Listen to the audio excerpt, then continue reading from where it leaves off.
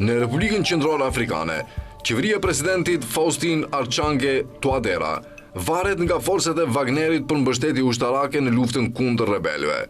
Grupi rus ndihmoi gjithashtu Touaderan të fitonte referendumin që i mundsoi të kandidojë për president pa kufi mandatesh. Burimet e opozitës në vend i thanë Middle East Eye se mercenarët e Wagnerit ishin të përfshirë në tranzitin e armëve përtej kufirit drejt RSV-s në Darfur. Furnizimet ndonjëherë, por jo gjithmonë, fluturonin nga Libia.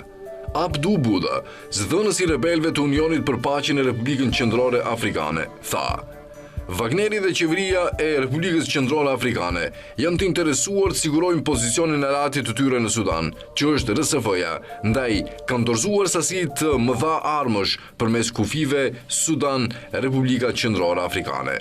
Në të njëjtën kohë, Emiratet po përpiqeshin të ndikonin qëndrimin e qeverisë së Çadit, e cila friksohej nga destabilizimi që mund shkaktonte lufta në kufijtë e saj dhe e shihte RSF-n si një grup që mund të ndihmonte në ndryshimin e regjimit në Çad.